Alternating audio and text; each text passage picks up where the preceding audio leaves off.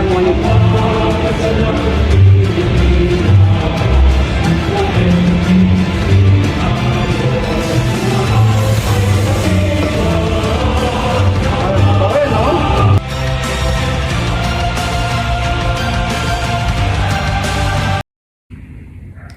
A very good day to each and every one of you. I am Jeff Dominic Mariano, a third-year political science student of the Aureliana University that will discuss the analysis of our research work in compliance with our subject Philippine Political Parties. So on March 2nd, I personally went to the National People's Coalition headquarters in Quezon City, together with a group of gentlemen. So I chose this political party because it is not only well-known but also has ideologies and visions for the betterment of the state and the general welfare of the public. So just to give a few background on how I ended up with the NPC, one of my colleague, which is Mr. De Vera, discussed us the connection with the NPC, and we have a meeting regarding that political party, and we agreed to go there to conduct an interview and research about this political party. So nonetheless, we appointed an interview on March 2nd with the staff of the NPC and unofficials, specifically Mr. Edwin Herbasio, and a longtime staff of the NPC, and Mr. Herbasio provided a brief history of the party about its founding members and the current members of the NPC that are in seats in the government. He did not just simply discuss the history but also the secrets that are happening in the NPC and some stories that are going on in the office. So what I've learned is that NPC is one of the major political parties in the Philippines that was born out of the 1992 presidential campaign.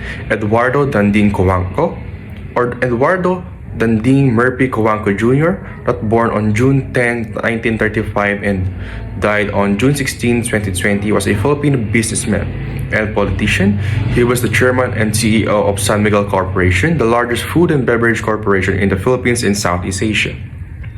He served as a Philippine ambassador and governor of Tarlac. He is the founding father of the Nationalist People Coalition.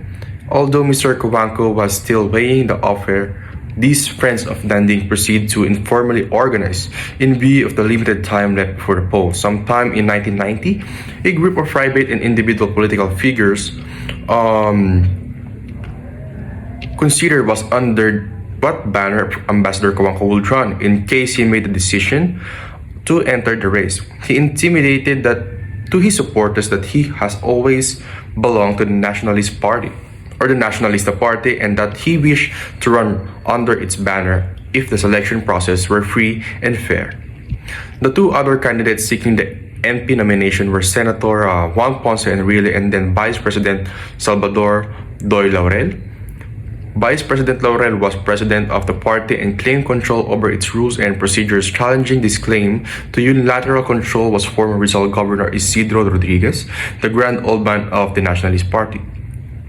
Anticipating the likelihood that the three candidates would be unable to resolve the question of what rules will determine the selection of delegates, some of Mr. Cojuangco's supporters decided to form and register a new political party with a COMELEC in order to offer the ambassador the widest possible options.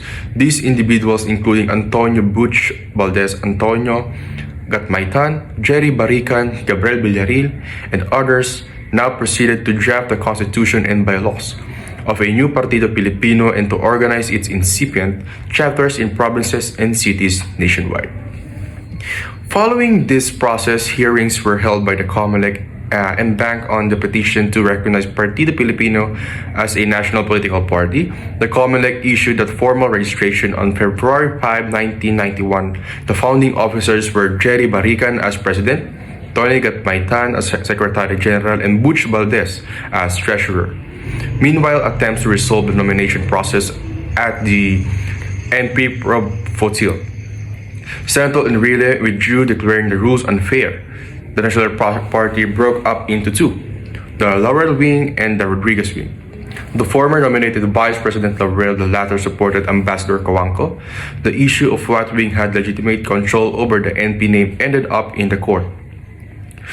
The issue of what wing had legitimate control over the NP name that ended up in the court, much later they held the Colorado wing to have the better claim.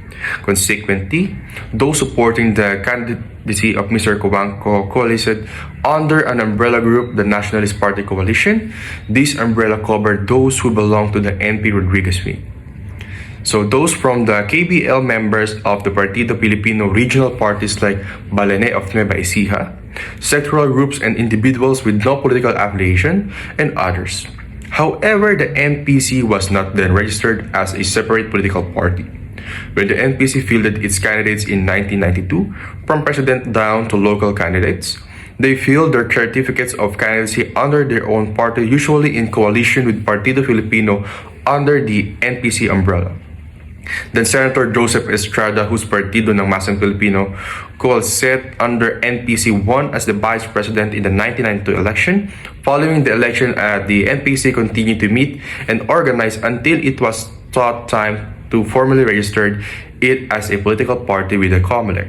Instead, the suggestion was made by its organizers of the Partido Filipino to change its name to the NPC, a far simpler procedure, and to turn over the leadership of the organization to the newly elected leaders of the NPC.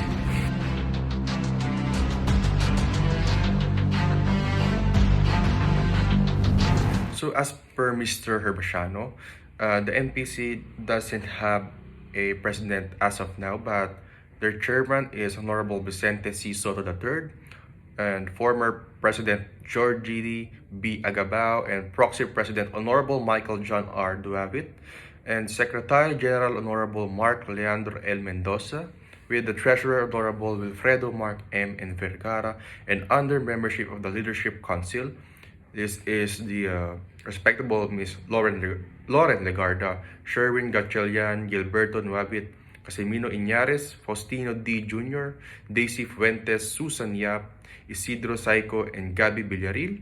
Operations team, Dom Mendoza, Gigi Agabao, Mark N. Vergara, and Legal Council, Gabby Villaril and Giorgio Lazaraba.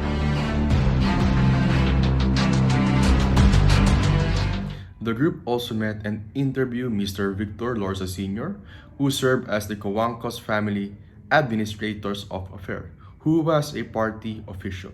The group asked Mr. Victor Lorza Jr., her son, about the philosophy and advocacy of the party, their policy, the representation of the party of its constituency, the advancements of the party, and the accomplishment of the NPC.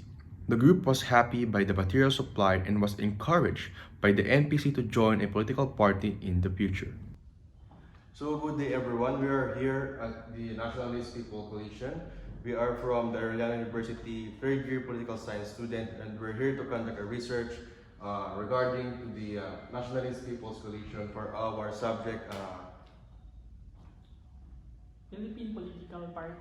yeah, so please welcome sir. We are with Sir Victor Lorza, an official here in NDC. So, yeah, Let's start. thank you.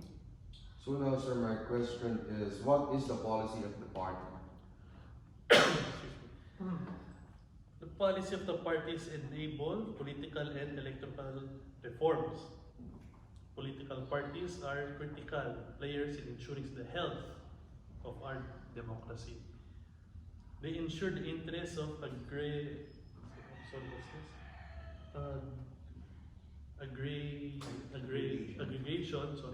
and articulations. Elections are basis for selecting the next leaders of our country. Free and fair elections contribute to smooth and legitimate transitions of public office. The stability of our democracy is highly influenced by the strength of our political and electoral system. So the Nationalist People's Coalition, with its leaders and members united, shall establish a system of governance that improves the equality of life of all Filipinos by addressing poverty, spreading prosperity, and ensuring social justice. NPC is a principled, progressive, and compassionate political party that promotes national pride, builds national unity, and advances national interests. It also puts the highest trust in the Filipino, that said that we are advocates of meaningful social changes and economic innovations. We support creation of wealth and opportunity for all Filipinos. We foster means of civic actions and build social coalitions. Filipino working together will move our nation forward. This is our national responsibility.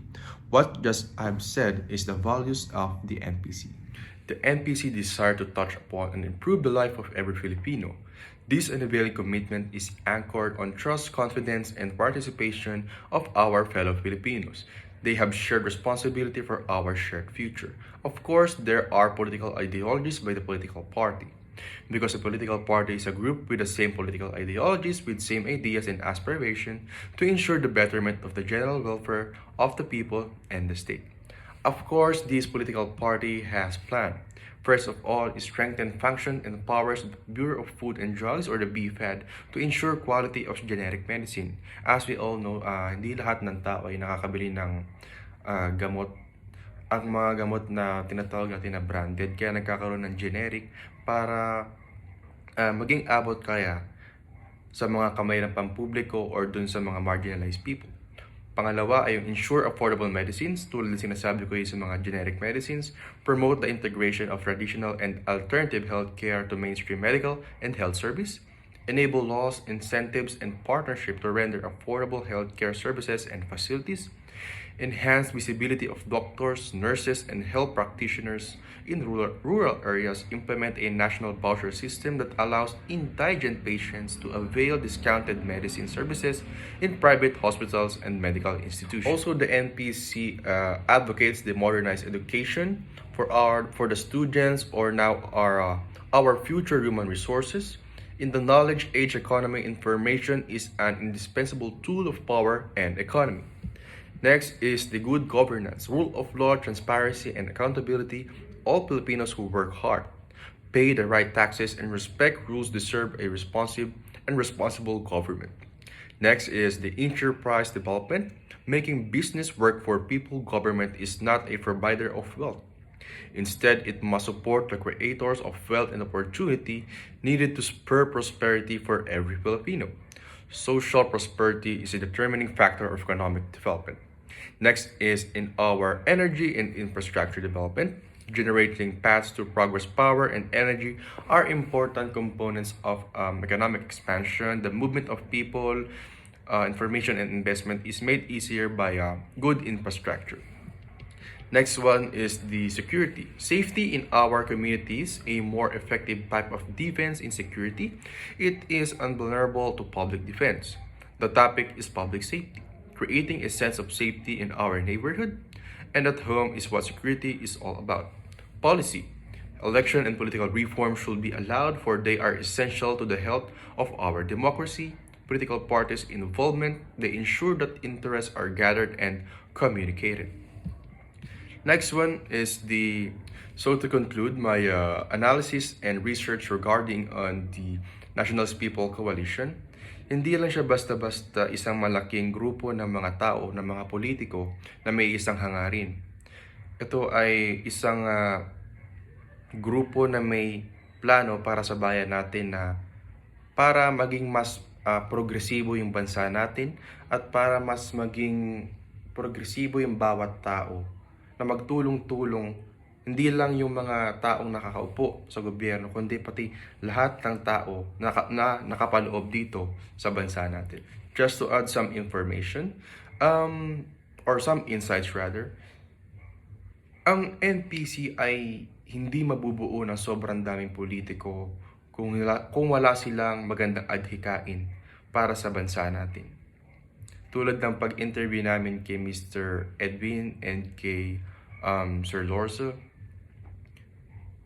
pare-pareho sila nagkasabi or binigyan nila kami ng brief na information regarding on the NPC and kung paano ang NPC ay nakakatulong sa bawat tao at hindi lang sa bawat tao kundi para sa general welfare ng buong bansa natin at para mas mapabuti at mas maging epektibo ang pamamalakad ng gobyerno patungo sa mga tao. And that's all, and I hope you understand something and you learn something from me. Thank you.